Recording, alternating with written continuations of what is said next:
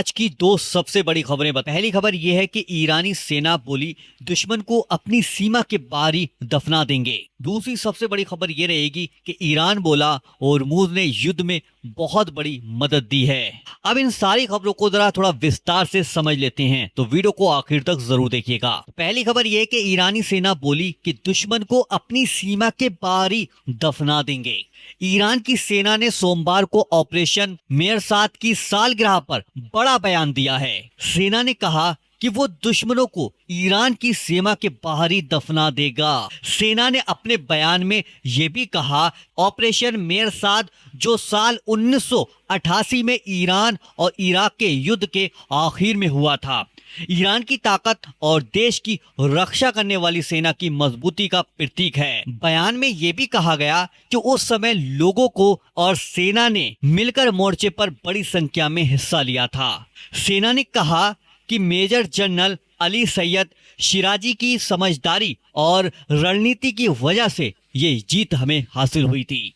सेना ने यह भी कहा कि इस अभियान ने दिखा दिया कि पूरा ईरान किसी भी हमले के खिलाफ एक साथ खड़ा होगा और ताकत पर ईरान की सीमा के बाहर दुश्मनों को दफना दिया जाएगा। सेना ने यह भी कहा कि उसकी सेना और दूसरे सुरक्षा बलों ने 12 दिन की लड़ाई, रमजान में युद्ध और होर्मुज की लड़ाई में अपनी ताकत दिखाई है। सेना के अनुसार उसके जवान अब भी पूरी तरीके से तैयार हैं और अगर दुश्मन कोई भी कदम उठाता है तो सेना उसकी हर हरकत पर नजर रखती है। बयान में कहा गया, हम खुली आंखों से पहले से भी ज्यादा तैयार हैं और सतर्क हैं। दुश्मन की किसी भी धमकी या साजिश का डटकर सामना करेंगे। सेना ने यह भी कहा, वो ईरान की आजादी और उसकी सीमा की रक्षा करने की अपनी जिम्मेदारी से एक कदम भी पीछे नहीं हटेगी। अगर कोई हमला करता है तो उसका बहुत बड़ा और जोरदार जवाब दिया जाएगा। चलिए अब दूसरी खबर को जरा विस्तार से समझ लेते हैं।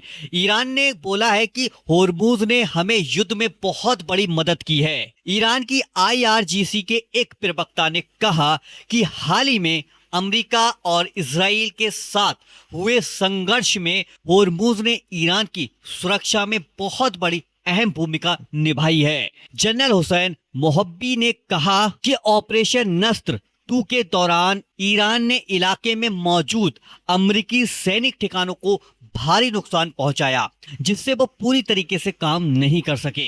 उन्होंने दावा किया कि ईरान ने दुश्मन के रडार सिस्टम पर हमला किया, जिससे अमेरिकी सेना की निगरानी करने की क्षमता कम हो गई है। उन्होंने ये भी दावा किया कि ईरान पश्चिमी एशिया में मौजूद अमेरिकी सैनिक ठिकानों पर हमला किया है और उनकी काम करने की ताकत को काफी कम कर दिया है। जनरल मोहब्बी ने दावा किया है कि अमेरिकी सरकार ने अपने सैनिकों के नुकसान की सही जानकारी छुपाई है। उन्होंने दावा किया कि इस युद्ध में कम से कम 200 से ज्यादा अमेरिकी सैनिक मारे गए हो सकते हैं। उन्होंने ये भी दावा किया कि अमेरिका कहता है उसने सिर्फ सैनिक ठिकानों को निशाना बनाया, लेकिन उनके अनुसार ईरान में आम लोगों से जुड़ी जगहों पर हमले किए गए हैं। उन्होंने कहा कि ईरानी सेना की चेतावनी के बावजूद फरस की खाड़ी के कुछ अरब देशों ने अपनी जमीन का इस्तेमाल